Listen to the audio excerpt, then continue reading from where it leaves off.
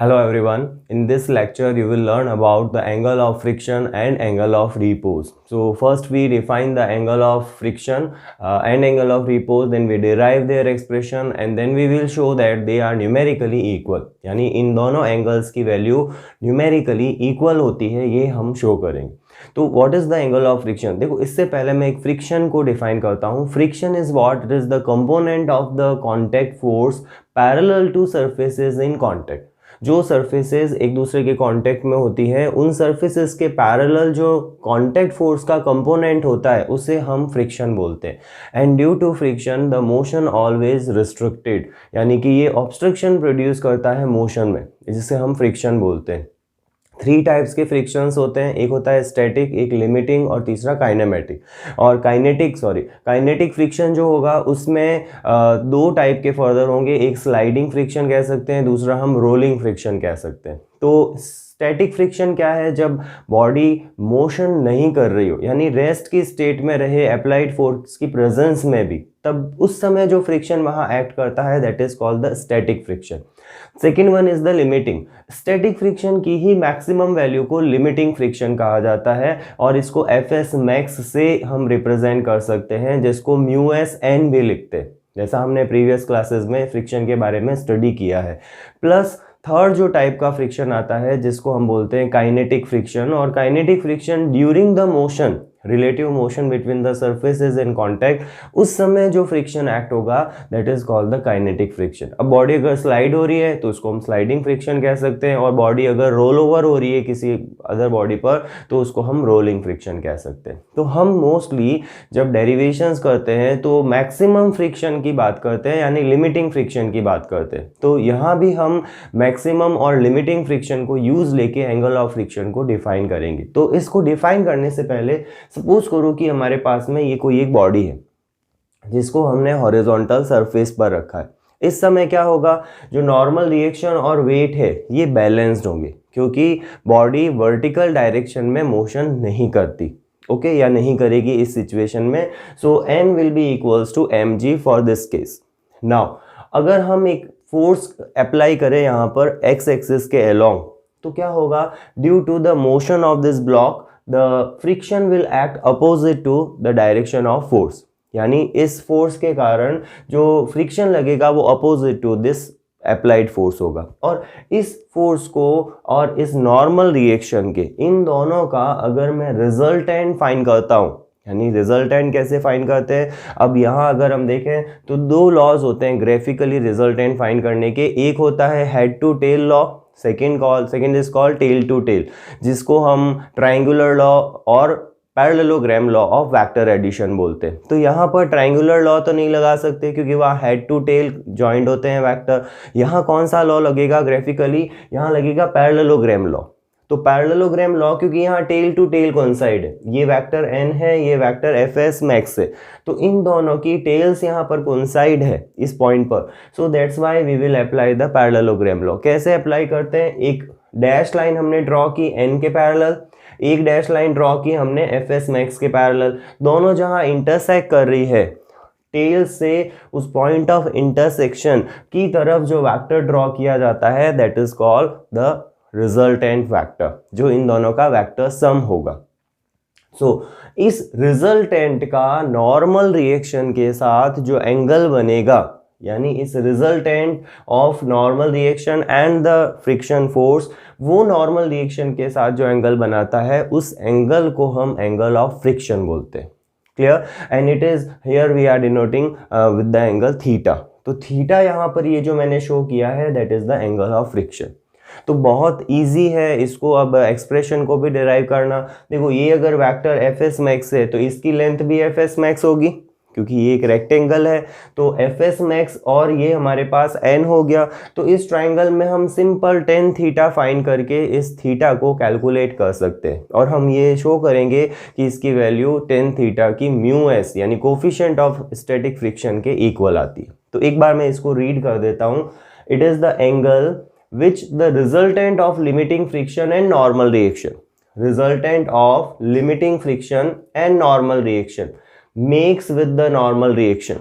है ना, इस ये रिजल्टेंट नॉर्मल रिएक्शन के साथ जो एंगल बनाता है that is called the angle of friction. Second, हमने कंसिडर किया है system, the considering a body of mass m, let mass of the body is m placed on the horizontal surface as shown. जैसा हमने diagram में show किया कि हमने एक हॉरिजॉन्टल सरफेस पर बॉडी को प्लेस्ड किया है। Clear? The angle of friction according to definition is theta. तो थीटा को हमने यहाँ पर एंगल ऑफ फ्रिक्शन लिया है according to the definition. So now अब हम यहाँ इस थीटा को कैलकुलेट करते हैं। तो थीटा को कैलकुलेट कैसे करेंगे? सो इन द ट्राइंगल, ये जो हमारे पास में ट्राइंगल बन रहा है डायग्राम में, ओके, तो in this triangle if we find the tan theta then it is perpendicular upon base. And what is the perpendicular? This is the perpendicular, theta के सामने वाली साइड परपेंडिकुलर होती है, तो this is fs max upon divided by base. Base is what? Base is n, जो normal reaction है यहाँ पर, तो इसको हम n लिखेंगे। अब fs max कितना होता है? देखो म्यू एस n होता है according to the laws of friction, तो it is fs max is mu S n and n as it is है, तो देखो n से n क्या हो रहा है? Cancel, and we get this tan theta equals to mu S. So एक फॉर्मूला तो हम ये लिख सकते हैं कि angle of friction, tangent of angle of friction is equals to the coefficient of the static friction. वैसे स्टैटिक फ्रिक्शन और लिमिटिंग फ्रिक्शन में सिर्फ maximum value of static friction को हम लिमिटिंग फ्रिक्शन बोल देते हैं, लेकिन कोफिशिएंट जो है वो हम म्यू एस यहाँ पर यूज लेते हैं। और इसको क्या कह सकते हैं? Theta is tan inverse mu S. ठीक है, थीटा जो है वो किसको रिप्रेजेंट कर रहा है? tan inverse mu S. So tangent of the angle of friction is equals to the coefficient of the static friction. Okay, now second point पर हम आते हैं and that is called the angle of repose. अब angle of repose क्या है इसको समझना। Suppose करो कि एक कोई दो प्लेन सरफेसेस है, clear, suppose these are the two plane surfaces, और मैंने ये चौक जो है, ये ऑब्जेक्ट है, इसको एक प्लेन सरफेस पर रखा। अब क्या करूँ? अगर मैं इन दोनों सरफेसेस के बीच का एंगल चेंज करूँ, है ना, एक को इंक्लाइन कर दूँ and I raise the angle slowly, तो when I increase this angle then at a particular angle, है ना, जो मिनिमम वैल्यू होगी, this body will begins to slide. ये जो बॉडी है, जो चौक है, वो स्लाइड होना शुरू हो जाती है। तो उस मिनिमम एंगल को अब मैं यहाँ अगर बताऊं तो एक सरफेस ये है, दूसरी सरफेस ये है, और ये सेकेंड सरफेस जो है वो इंक्लाइंड है, यानी किसी एंगल फाई पर है। और अगर हम इस फाई को इंक्रीज करें तो एक मिनिमम एंगल ऐसा आएगा जहां पर ये बॉडी जस्ट स्लाइड करना स्टार्ट करती है, and that angle is called the angle of repose. उसी एंगल को हम एंगल ऑफ रिपोज कहते हैं, जहां इंक्लाइन प्लेन पर बॉडी जस्ट मोशन या जस्ट स्लाइड करना स्टार्ट करती है। Okay, so this is the phi, here we are considering the angle is phi. तो एक बार इसको हम रीड करते हैं, उसके बाद में हम इस डायग्राम को इंट्रोड्यूस करूंगा। So it is the minimum angle, क्योंकि देखो इससे ज़्यादा एंगल भी होगा तो वो इजीली स्लाइड हो जाएगी। हमें वो एंगल चाहिए जहां बॉडी जस्ट स्लाइड करना स्टार्ट करे। तो it is the minimum angle that an inclined plane makes with the horizontal, यानी इंक्लाइंड प्लेन ये वाला हॉरिजॉन्टल के साथ जो मिनिमम एंगल बनाता है। कब? When a body placed on it, जब हम एक बॉडी को उस इंक्लाइंड प्लेन पर प्लेस्ड करें and it just begin to slide down, और वो जस्ट स्लाइड करना शुरू कर दे, तो that angle is called the angle of repose. And now we suppose that we are representing it by the phi, क्योंकि यहाँ थीटा लिया है तो उसको हम कुछ नया नाम दे देते हैं और फाई उसको हम रिप्रेजेंट कर रहे हैं। Now we are taking this inclined plane, this is horizontal, the angle is phi and the body is placed here, and the body having the mass m, clear, m mass की कोई एक body है। तो 3 forces will act here, है ना, यहाँ पे भी 3 फोर्सेस लगेंगे। पहला क्या लगेगा ना, इसका वेट जो mg डाउनवर्ड है, vertical downward will be the wait.